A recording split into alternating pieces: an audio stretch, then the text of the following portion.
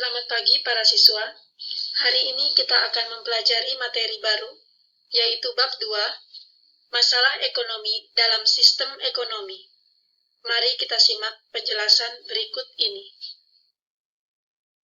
Para ahli ekonomi klasik membagi masalah ekonomi menjadi 3, yaitu 1. Produksi, 2.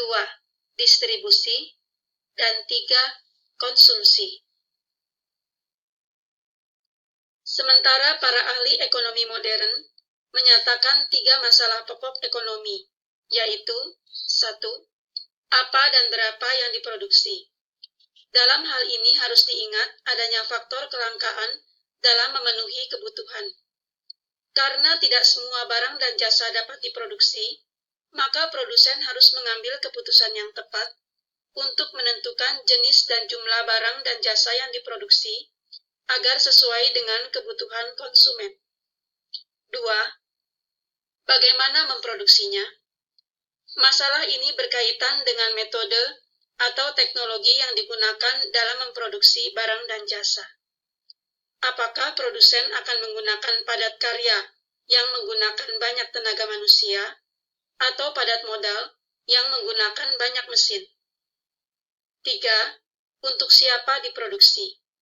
Yaitu sasaran konsumen yang dituju, atau dengan kata lain, bagaimana distribusi barang dan jasa.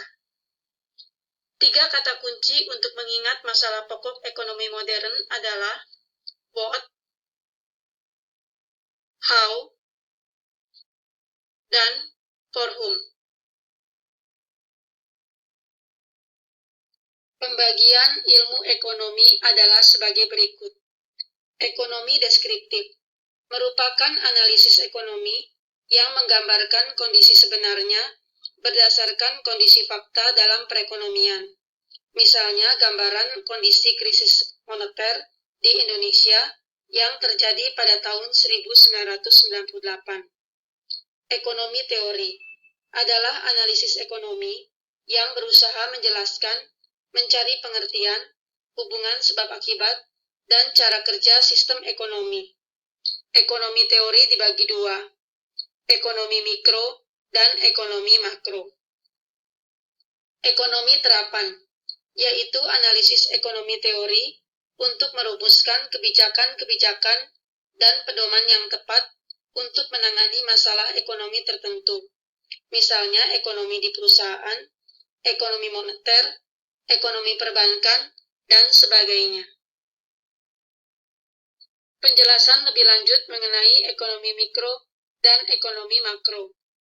Ekonomi mikro mempelajari perilaku individu dan rumah tangga perusahaan dalam membuat keputusan tentang alokasi sumber daya yang terbatas.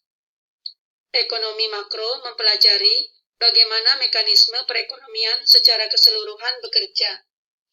Perbedaan ekonomi mikro dan ekonomi makro adalah berdasarkan luas ruang lingkupnya. Ekonomi mikro ruang lingkupnya adalah individu atau perusahaan, sedangkan ekonomi makro adalah perekonomian secara keseluruhan atau negara.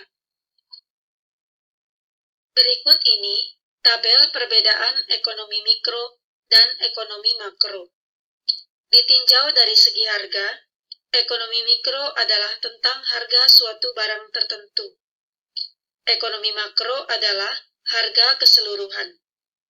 Berdasarkan unit analisis, ekonomi mikro menganalisis perilaku para pelaku ekonomi tertentu, seperti produsen dan konsumen. Ekonomi makro menganalisis permasalahan ekonomi secara keseluruhan. Ditinjau dari tujuan analisis, ekonomi mikro adalah bagaimana alokasi faktor produksi dapat mencapai kombinasi yang tepat. Ekonomi makro adalah bagaimana pengaruh kegiatan ekonomi tertentu terhadap kinerja perekonomian secara nasional. Pada umumnya, permasalahan ekonomi makro di beberapa negara adalah sebagai berikut. 1. Pertumbuhan ekonomi. 2. Ketidakstabilan kegiatan ekonomi. 3. Pengangguran. 4. Inflasi. 5. Kemiskinan. 6. Neraca perdagangan dan neraca pembayaran. Untuk mengatasi masalah-masalah ekonomi yang ada dalam suatu negara, baik ekonomi mikro maupun ekonomi makro, diperlukan adanya suatu sistem ekonomi.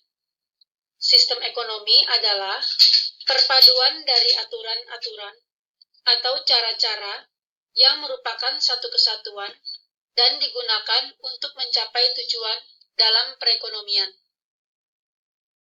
Adanya perbedaan penerapan sistem ekonomi antara negara yang satu dengan negara yang lain disebabkan karena perbedaan pemilikan sumber daya dan perbedaan sistem pemerintahan. Negara liberal cenderung menganut sistem ekonomi pasar atau kapitalis, sedangkan negara sosialis cenderung menganut sistem ekonomi komando atau terpusat. Berikut ini macam-macam sistem ekonomi yang akan kita pelajari. 1. Sistem ekonomi tradisional. 2. Sistem ekonomi komando. 3. Sistem ekonomi pasar. Dan 4. Sistem ekonomi campuran. Sistem ekonomi tradisional merupakan sistem ekonomi yang diterapkan oleh masyarakat tradisional. Pada sistem ekonomi ini, teknik produksi dipelajari secara turun-temurun dan bersifat sederhana. Belum mengenal pembagian kerja. Hanya sedikit menggunakan modal. Pertukaran dilakukan dengan sistem barter. Masih terikat dengan tradisi, dan tanah merupakan tumpuan kegiatan produksi. Sistem ekonomi tradisional memiliki kebaikan dan keburukan. Kebaikannya adalah mendorong hubungan kerjasama dan kerukunan sehingga terdapat keselarasan antar individu. Barang dihasilkan untuk kelangsungan hidup masyarakatnya sehingga mengurangi pemborosan. Adat istiadat dan tradisi relatif terjaga. Alam juga relatif terjaga karena masyarakat cenderung menjaga kelestarian alam sekitarnya. Keburukannya adalah lebih rentan karena bergantung pada kondisi alam. Standar hidup masyarakatnya relatif rendah. Teknologi yang digunakan sederhana. Cenderung menolak perubahan, sehingga masyarakat kurang berkembang. Berikut ini adalah definisi sistem ekonomi komando dan sistem ekonomi pasar. Pada sistem ekonomi komando, peran pemerintah sangat dominan. Sedangkan pada sistem ekonomi pasar, kegiatan perekonomian dilakukan oleh pihak swasta. Penugasan untuk bab ini adalah 1. Carilah ciri-ciri, kebaikan, dan keburukan sistem ekonomi komando dan sistem ekonomi pasar. 2. Lengkapi tabel berikut ini. Tabel penugasan nomor 2, perbedaan sistem ekonomi komando dan pasar ditinjau dari beberapa segi. Kita lanjutkan dengan sistem ekonomi campuran, yaitu perpaduan antara sistem ekonomi komando dengan sistem ekonomi pasar, di mana pemerintah dan swasta saling berinteraksi dalam memecahkan masalah ekonomi. Ciri-ciri sistem ekonomi campuran adalah pemerintah dan swasta secara bersama melakukan kegiatan perekonomian. Tatanan ekonomi merupakan mekanisme pasar, namun masih terdapat campur tangan pemerintah. Terjadi persaingan dalam perekonomian, namun pemerintah tetap melakukan pengawasan. Kekuatan dan kelemahan sistem ekonomi campuran. Kekuatannya adalah terjaminnya kestabilan ekonomi. Pemerintah dapat lebih fokus untuk menggerakkan sektor UMKM. Terdapat kebebasan berusaha, sehingga mampu mendorong kreativitas dan inisiatif. Terdapat pengakuan atas hak milik individu terhadap sumber produksi, meskipun ada pembatasan. Kelemahannya adalah terdapat kesulitan untuk menentukan batas antara pemerintah dan swasta, baik batas kegiatan ekonomi maupun batas sumber produksi. Ini merupakan gambaran orientasi pasar beberapa negara. Kuba dan Cina cenderung menganut sistem ekonomi komando, sedangkan Amerika Serikat dan Inggris cenderung menganut sistem ekonomi pasar. Sementara Hongaria dan Swedia menganut sistem ekonomi campuran. Sistem ekonomi Indonesia memiliki nilai-nilai dasar berpedoman pada Undang-Undang Dasar 1945 Pasal 33, yaitu 1. Usaha bersama antara pemerintah dan swasta. 2. Usaha vital dikuasai oleh negara dengan keberadaan BUMN. 3. Keputusan APBN berdasarkan hak dan kedaulatan rakyat yang diwakili oleh anggota DPR. 4. Tiap warga negara berhak atas pekerjaan dan penghasilan.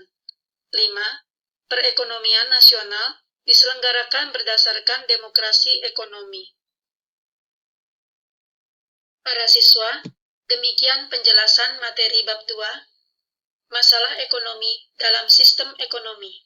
Selamat mengerjakan tugas dan mohon mengumpulkan tepat waktu. Terima kasih. Tuhan memberkati.